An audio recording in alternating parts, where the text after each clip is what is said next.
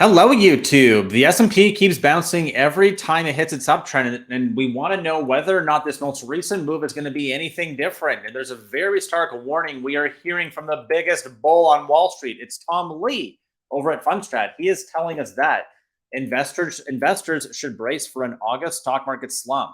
So that's what he's warning for. Well telegraphed pullbacks likely to be shallow. So there's a few things he's talking about here.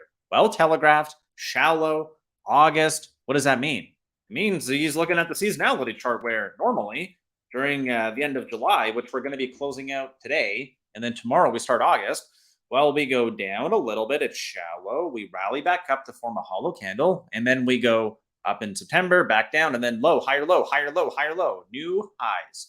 So if we're going to close the year out at new all-time highs, it would be very healthy to get a gut check, a pullback, a shallow dip, whatever you want to call it. And this is important because, as we noted on the weekend, we were looking at these three progressive higher highs to close the month of July out. And we got high, higher, highest, and then a little bit of a dip. Well, here's what we had as of the close yesterday, meaning on Friday. We have high, higher, highest. We have a little bit of a higher high today. It's not by a lot. We're up by 87 cents. So I'm going to call it about the same. And that's really what I'll be paying attention to. So it was a time to de-risk a little bit, where we're looking for a shallow drop into the slow part of the month before we come back for Labor Day. Again, the quote that we normally live by every year is sell in May and go away and come back on Labor Day. It's not that the market does not move higher during May, but the period from March to May is like straight up, and the period from October until end of the year is straight up. So this is the period where we're going to be likely fighting it out. There's a few key things we can look at to try to get a better grasp on this. But before we go further, I'm going to ask you for a huge favor. If you could please consider smashing that thumbs up and subscribing to the channel, that would be greatly appreciated. So as we look here to our fear and greed, we're still here at 78. We would have to fall back down to 75 or lower for me to say that we're back down to a lower low. We've been talking about this for a while now, and we're really flattening out here. So I would say this is a flattening out period. That's likely part of the well-telegraphed part that Tom Lee is talking about. But until we actually form a lower low, I'm not convinced this is it. We have all the way down to 65 in a big, nasty drop. I'd have to see us at least below 75. Let's look and see what happens as we go into the new month. In terms of data that could get us there, we did have CPI come out of Europe in line today. We got JOLTS, we got ADP, we got average hourly earnings, non-farm payroll, and unemployment on Friday. Those are the numbers that, if they come in as a surprise, it could take the market down. But until proven otherwise, like the market's pretty bullish. So what else we have on the docket this week is going to be earnings. Today after the bell, SoFi crushed it, up 20%. We'll talk about that in a moment here for the meme stock rally. SoFi was big. Avis was up a little bit. I didn't check any others after the close right now. It's about 30-40 minutes after the market close. Tomorrow, we got some pretty big ones. This is the second biggest week of earnings. We got Caterpillar, Pfizer, Uber, Norwegian Cruise. We got JetBlue. We got SunPower, Altria. We got AMD, Devon, Starbucks, Pinterest. There's going to be a lot. So let's look and see if we're going to start going up or down, right? To start the month off. If we close the month roughly here, and by roughly here, I mean, the monthly high is 459.44, and we're closing at 457.79 as of right now. So if we go to 460, it's another hollow candle. The expansion continues, and that's the story we've been telling you for quite some time, where we apply the same story to the monthly chart, where hollow candles signal the expansion is continuing, and lower lows are a warning. So right now we have another hollow candle on the weekly chart. We're set if we go over 460 for a hollow candle going into the new month as well. So that's like pretty simple. But if you remember too, like the period we're talking about on the weekend is the crash landing. Let's just delete this really fast. I laid it out on the weekend. I don't have it handy, but crash landing on the 50 monthly moving average in 2 candles, 5 hollow candles of expansion, consolidation, and then new all-time highs. So the part we're looking at right here is a relative high and the back test. For us, that's 432 and the period we're in right now. So crash land on the 50 moving average in 2 candles, we crash land. There's our 5 months of expansion. We're closing out the 5th month, which would mean that if we're still tracking next month, we go a little bit higher and then slam it down, bearish engulfing candle.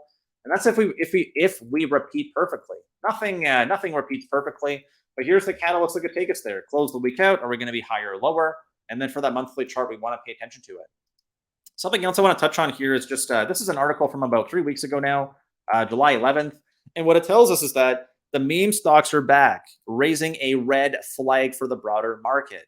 S&P traders lower when, sorry, S&P trades lower when gap between meme stocks and staples widens. This often is the tail end of the move. What does that mean? It's well telegraphed. We're looking for a shallow pullback. It might turn into more, it might not. But when we look here, I'm looking at names like let's look at SoFi. Let's go to is this the daily chart? Let me just double check. I think it is. There we go. So SoFi, whoa, 20% move today, 19.9%. Looks pretty nice to me.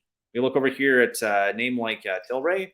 I traded this thing and bought it at 168, accidentally fully exited over here at 190. But anyways, it is up by more than 50% off the low. Whoa, okay, Tilray's up 50%.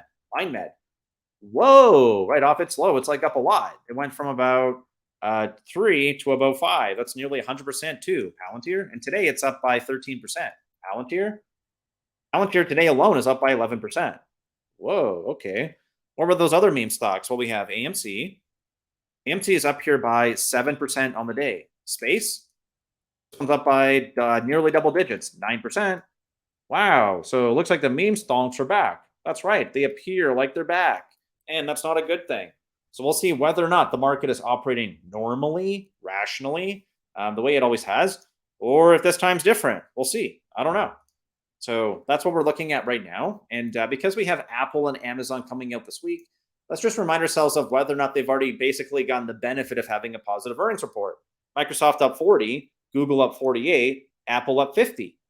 It looks like they've already benefited. They're up like they've already beat, like Microsoft, announcing AI as a like $100 billion plus opportunity for them over the next 10 years. I think they said 48% for Google, which is now going into AI.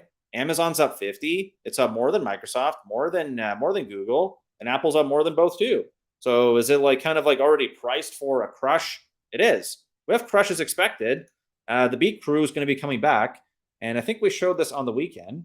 But what we want to ask ourselves now is what's the news versus the reaction to the news? And when that fear and greed does not tick higher, here's what I'm noticing. Here's the expectation. So here's the news. I don't know what the reaction is going to be. So if it's going to be a bearish one, I just don't want to be caught offside. So we're looking for one word. It's beat or miss. Amazon, beat. Apple, expected to beat, right? Let's make sure we use that word properly too. Expected. AMD, expected to beat. SoFi, expected to beat. PayPal, expected to beat. Shopify, expected to beat. Norwegian, expected to beat. Uber, expected to beat. Unity, expected to beat. Coinbase, expected to miss. Oh, sad face for Coinbase. Otherwise, it looks like we're looking for beats for everything. So if we're already expecting beats, and a lot of these names, especially the two biggest ones, we look here to No Group, Apple and Amazon are two of the biggest four, right? That's like a big deal. 2 out of the 4 biggest names. Whoa, that's right. Whoa. And NVIDIA is slowly creeping into slot number 5 there. Bigger than Tesla, bigger than Meta. It's like, slide over, guys. Make some room for me. I'm worth 1.15 trillion. And Tesla's like, worth a measly 848 billion. Meta's creeping in too, 816. So have we already seen the benefit of these names pretty much having a beat? Or do these meme stocks have more in the tank? Please make sure to drop me a comment. And by the way, I own most of these. Why? Hey, I think they're going to go up. I've realized some profits on a lot of them, including like double-digit gains, I think, on all of them. And I think that gives us some potential to go higher. So the market is giving us no technical reasons right now. Technically, we're going up. We're over the resistance. But as we open up the new candle, meaning the monthly one after the weekly, are we going to get another hollow one like we have here? Are we going to get that clue that the expansion is continuing? Well, for us to go hollow, we have to open and go higher into the beginning of August and then hold it.